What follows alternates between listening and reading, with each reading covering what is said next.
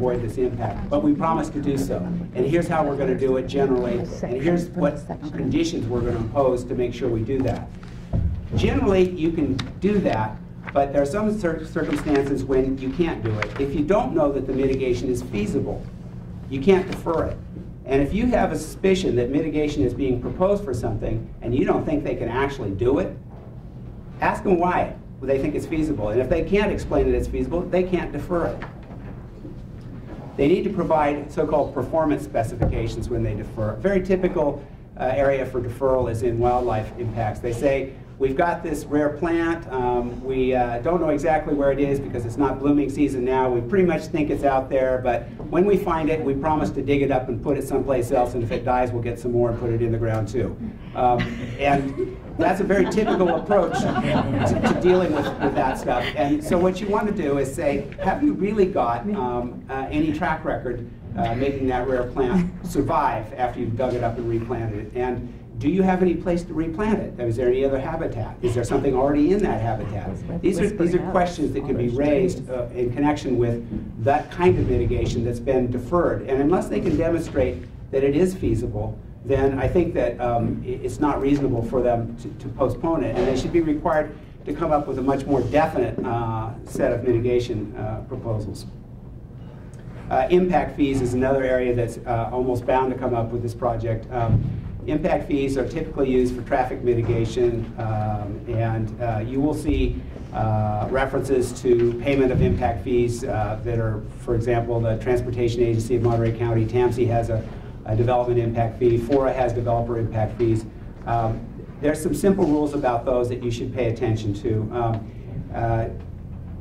The impact fee is typically going to build facilities that the project requires for mitigation. It needs a left turn signal, it needs a widening, it needs this and that and the other. If those facilities were included in the list of projects when they determined the impact fee, in other words, the impact fee is actually raising funds to pay for those particular facilities, and if the program, those facilities are committed, that is, they're scheduled for construction, and presumably they're going to be available online before the project needs them, then that's okay. But quite frequently, they will advert to impact fees which are not fully funded because the developers only pay for new impacts. They don't usually have any way to fund the impacts. In Monterey County, all the roads are operating, many of the roads are operating at levels that are degraded already, and they can't exact from the developer the cost of mitigating for past problems because they wouldn't be nexus and proportionality. They don't have a source of funding for the rest of it. For example, in the Monterey County, a lot of the TAMC impact fees pay for anywhere maybe as small as 10 or 15, 20% of the cost of the needed improvements, and they have no source for the remaining 90, 80, 70% of the source of those improvements. So those improvements are not likely to be constructed, and therefore that impact fee is not a reasonable approach to mitigation. Isn't that a Ponzi scheme? Well, as explained, it sounds a bit that way. The point is that you should take the time to dig into whether or not the traffic mitigation, to the extent it relies on impact fees, is reasonable. Now, you could go look all this stuff up, or as a commenter, you can simply ask the question, and that's the first defense. If you don't want to go to the library and look all this stuff up yourself, ask them for the information, because they should provide it. And we're going to get to questions in a minute, because I'm almost done. Turn off the mic. We can't hear you over the janitor. Oh, I'm going to tell you a secret. All you're hearing is my voice. This is a secret mic, which is making a transcript, which is going to Monterey Downs. Okay, so it's not actually broadcasting my voice, but I will speak up. Okay, like mitigation, alternatives are another way of dealing with significant impacts, and there are two ways that a project can deal with them. They're both valid. The alternative is basically an alternative location or an alternative configuration or set of, basically usually it's for a development project, it's going to be an alternative configuration. Fewer units reconfigured in a different place. In this case, they probably won't look carefully at an alternative location because they will formulate the objective so that basically only this project location would be sufficient. You can ask for an alternative location, and we'll see. It's unlikely that there is an alternative location for a project of this magnitude. Again, the project objectives are what frame the alternative. The alternative is supposed to be formulated to address significant impacts. Now, some impacts are going to be found in the EIR to be what are called unavoidably significant. They're going to say, we can't do anything about this one. Other impacts are going to be found to be mitigable to less than significant. And other impacts are going to say they weren't significant to start with. So anyway, the alternatives should logically be formulated to address the most severe impacts, which are the ones that are found to be unavoidably significant. They will frequently, however, identify alternatives which address some of the impacts that can be mitigated through mitigation measures, but they don't address the impacts that have been found unavoidable. So they'll say, they're unavoidable traffic impacts, nothing we can do about it. We've got some biological impacts that we could mitigate, or we can do an alternative which will move this around and that'll address it. Don't stand for that. Ask for something that will address the unavoidably significant impacts, because usually unavoidably significant impacts can be addressed by reducing the density, and there will always be a reduced density alternative, but ask for an even smaller one, and ask for them to cluster the development more. Ask for them to take up a smaller footprint. These are alternatives that are frequently resisted in development projects and which make a lot of sense from smart growth principles, but also tend to reduce impacts. Okay, I'm almost done. Comments in the final EIR. There's going to be a comment period. It's going to be 45 days or 60 days. A lot of times these things happen over holidays, just by coincidence. You should get right on it. You should spend some time up front. You don't need to submit your comments before the close of public comments, but if you don't get them in by then, they don't have to respond to them. Quite likely they will not.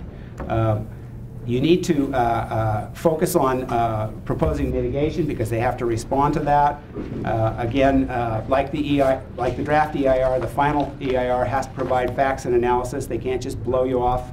They don't have to do every new analysis you ask for, but they have to do reasoned, good faith responses to comments. And in the process of responding to comments, they will probably, if they're doing a good job, revise the draft EIR, and don't be alarmed. That's the way CEQA is supposed to work. All right, I'm going to talk about a few process issues. One issue here is whether they can fix it all up in a staff report at the last minute. The answer is no, they're not supposed to. They're supposed to put the analysis in the EIR. So what you should get is a decent draft EIR and a very good final EIR. And if they haven't addressed it by then, they have a problem and they need to fix it. And the way they fix it is through recirculating the draft EIR. And if they have new information that comes up after the final EIR in response to Planning Commission comments or the Board of Supervisors or whoever is making decisions on a project, they suddenly are doing brand new analysis, that doesn't fly. They need to do a recirculated EIR.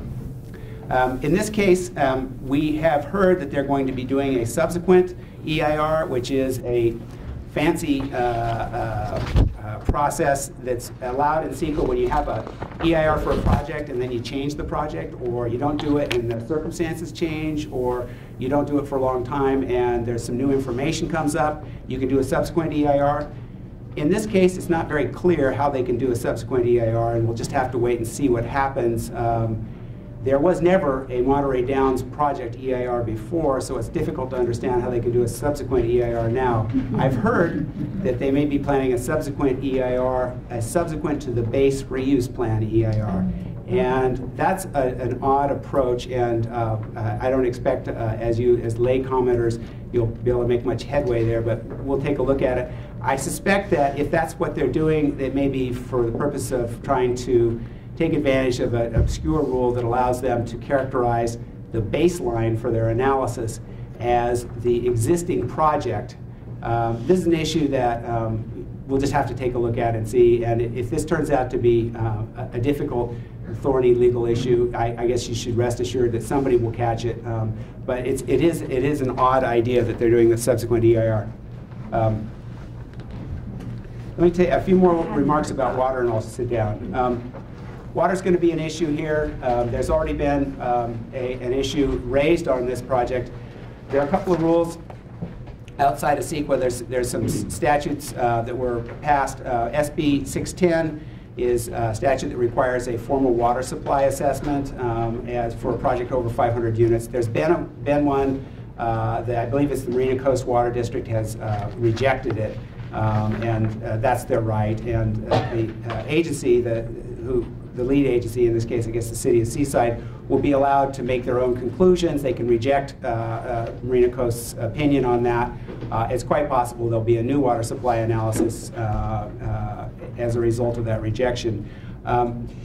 Under CEQA, there has been a lot of water fights, and because of that, courts are somewhat more willing to wade into the fray. They may not be willing to talk too much about biological impacts. They definitely want to defer to the agencies there, but with water, I think courts fancy themselves better equipped to deal with the actual facts, and they will, for example, weigh into a dispute over water accounting. If you're saying, here's how much the supply is, and here's how much the cumulative demand is, and where's yours, guys? The courts will actually take a look at that stuff, and so you shouldn't feel afraid of the deference to the agency in this particular area. This is an area where somebody who can count can figure out there is an overdraft in the basin, and somebody who can count can figure out that the water supply has been over-allocated, over-promised, over-committed. So these are areas where this is a place where digging a little bit really does help, and I think the courts will look carefully at water balance accounting in this case if it gets to that point. Finally, you know, an agency can do a CEQA analysis, and they can do a really good one, and they can say there's a lot of impacts, and they can say, we admit them, but we don't care. And there are overriding considerations. We care about jobs. We care about providing whatever. And they can do that. And you cannot likely challenge a statement of overriding considerations, because if you think there's deference to the agency on the CEQA factual findings, there is almost total deference. All they have to do is wave the jobs flag and say, this is it. Now, if they haven't done an adequate analysis and they say, it looks like it's going to be unavoidably significant, next, move on, then you can get them for, you know, they have to actually say how significant the impact is. They do have to do that analysis. But they don't necessarily have to not approve the project. They can just say there are overriding considerations. And I can imagine a situation in which there will be a lot of overriding considerations identified for this project, and they will be difficult to challenge. Water is an area where there is one possibility here, which is that there are general plan requirements for water supply. I'm not familiar with Seaside's plans, but Monterey County had plans, and not sure how they will apply now that Monterey County has deferred to the Seaside as the lead agency. But there's also SB 221, which mandates that there be an adequate water supply. So it's important. So even if CEQA, even if the project could pass muster with CEQA with an unavoidably significant water supply impact, it may very well be that it can't be approved under SB 221, which is a thing that mandates that you make a finding of an adequate water supply for a subdivision. So it's important to develop the water record in this case. All right, that's everything I have to say. I'm sorry I don't know anything about the project itself. I understand that the EIR will be out shortly, and you can certainly ask questions. After.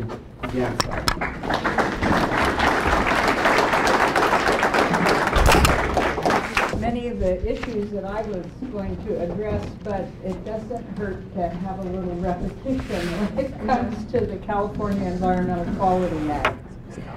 I know many groups will divide up the work to review an environmental impact report instead of just one person doing it.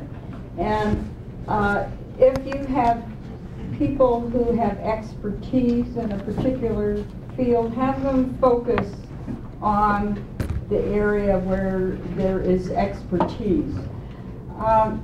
Many environmental analysis require a lot of expertise which the general public just doesn't have. And John talked about some of those areas, and I may be repeating a little bit, but there are areas where people who are not expert air quality or staff or expert biological resource people, there are areas which the lay public is able to review and comment on. First, when you comment on an EIR, confine your comments to the adequacy of the environmental document. Don't mix up your comments about you don't like the project with focusing on the adequacy of the environmental document. And that is one of the common mistakes that people make. They mix those two up. Because looking at an environmental document is separate from looking at the project itself. Frequently, the hearing for the project and for the environmental document will be in the same hearing. But when you're writing comments on an EIR, just focus on the EIR and leave out how you really feel about the project. Get a copy of the California Environmental Quality Act guidelines. They're online, and we can provide you a link to those. They're pretty readable and may help you look at an EIR. In particular, and John referenced it, there is Appendix G, which is the checklist, which basically provides a broad outline of what's significant and what isn't significant. For example, under agricultural resources, it's considered significant if you are going to convert prime agricultural land to another use. That is defined as significant. So the Appendix G is very, very helpful. One thing John didn't mention was that the preparation of an EIR is the function of the lead agency, which is the county, or in this case, Seaside. And even though a consultant may do the preparation, the staff is required to basically say that this document is our document, it has been independently reviewed, and these are our findings. So even though a consultant may prepare the document, the staff is responsible for all the findings in that particular document and has to own that. Just Farini Ranch, where we were spent many hours at today, that particular project, in that case, the developer provided a lot of the maps that were used for the scenic view shed. That does not represent an independent analysis of the data. You have to develop your own particular data. So that's always something worth looking at. John said, it's really important to look at the project objectives, and it's one thing to say that this project is, we want to provide market rate housing for 200 residents or whatever. That, in contrast to a more specific objective, like we want to build 212 houses on Farini Ranch, that's not a good objective. That's not a general objective. That is not something that enables you to look at future analyses or future alternatives to see whether that alternative meets the objective of the project. So objectives should not be so specific that you can't come up with an alternative to that objective. Mitigation measures are really important, and again, you need to look at, are these mitigation measures feasible? And the most egregious examples in this county is they're always talking about projects that are going to be funded with an in lieu fee. If you go and actually look up whether those projects are in the project list, have a schedule for construction, and have funding, 90% of the time they don't. This county has very, very limited resources for funding the projects that have been identified as necessary to improve congestion. If you don't want to go to look up the regional transportation plan that the Transportation Agency of Monterey County prepares, just ask, what is the schedule for construction of this project? Where is the funding for the project coming from? Is it a funded project? Ask questions. You don't always have to know the answer, but you can always ask questions and they have to answer the question. It's also important to look at whether a mitigation measure is enforceable. Sometimes, measures will be proposed that there's no funding to enforce it, there's no county staff to go out and enforce it, so it's really important to make sure that a mitigation measure for a significant impact is enforceable. And one thing John didn't mention is the mitigation monitoring program, which that has to be ultimately adopted by the lead agency, and it tells how the lead agency is going to assure that mitigation measures are monitored. That's not part of the EIR, but it falls out from the EIR and the conditions of approval, and it's something that you have to look at after the project is approved. Again, it's important to look at alternatives, and also an EIR must identify the environmentally superior alternative and hopefully give you reasons why or why not it's being accepted or rejected. So that's an important part. In terms of looking at cumulative projects, the cumulative impact, look at the cumulative project list.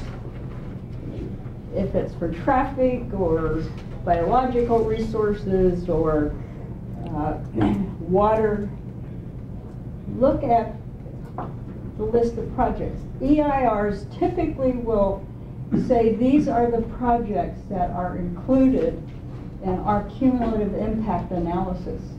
And I have reviewed EIRs where the cumulative impact for one section is totally different than for another section, which would be all right if it covered a different regional impact area.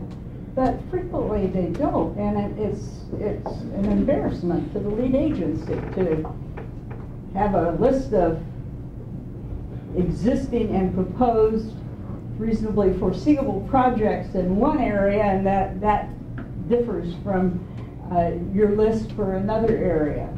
And look at that list, and if you know that there are projects that haven't been included in that analysis, point that out.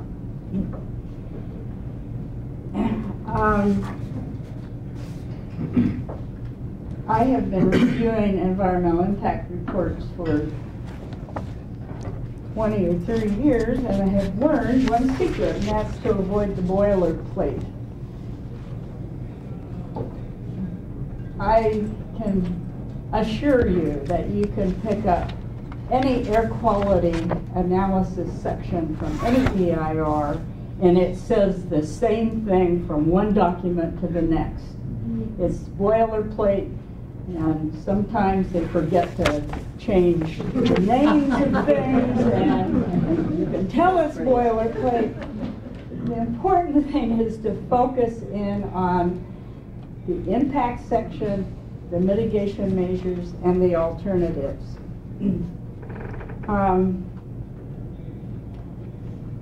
Finally, make sure your comments are responded to in the final EIR. And you'll only have 10 days to do that. When a final EIR is released, you only have to allow for 10 days before it goes to the final certification or consideration of certification. So be prepared to look and see if your comments have been responded to, and note if they have not been in comments to the lead agency. So those are some areas that require work, but you don't have to have a lot of expertise to look at, and hopefully that is helpful. So John and I are here to respond to questions. I'm going to say a couple things.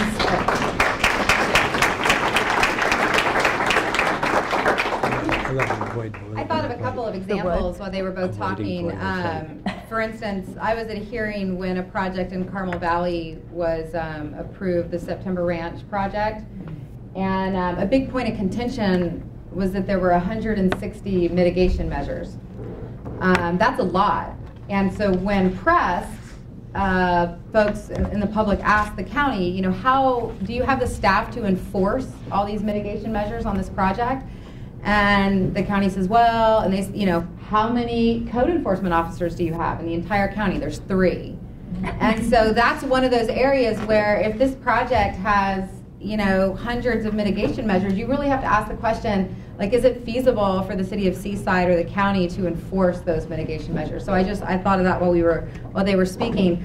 The other thing I want to say, I think cumulative impacts will be really important with Monterey Downs, because there's so many projects in the Fort Ord area that have been approved and aren't yet constructed yet.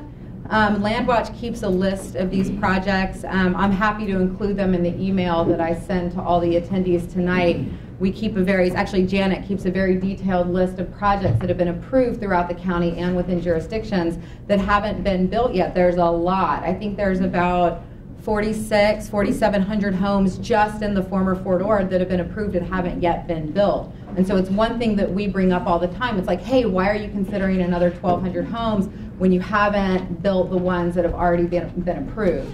So I think cumulative impacts will be really important with the Monterey Downs EIR. Okay, so lastly, before I open it up for questions, like I said before, I'll send out an email with these outlines. I'll include a list to the CEQA guidelines. I'll include a link to Appendix G. They both mentioned Appendix G a couple times within the CEQA guidelines.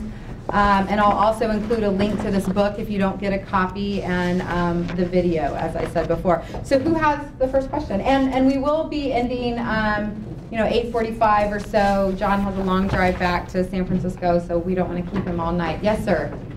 Hi, Amy. Listen, in Salinas, we ended up with a lot more liquor stores than we could ever imagine needing. A lot more liquor outlets. And during the processes of both the county and the city planning, multiple people came up and said, just because you build more liquor stores doesn't actually mean there'll be more sales tax revenue, because we're not all going to start drinking a lot more liquor. So what's the question? The question is, none of the mitigation suggestions were even acknowledged. All of the questions that were asked, all the rigmarole that you assume people would have to go through to at least address those questions, were all just quickly shushed and pushed under. And I see the same thing happen in front of the core board and other kinds of organizations. And I'm wondering, when we make these comments, how do we make these comments such that they actually get acknowledged and respected and responded to? What's a specific way of doing that?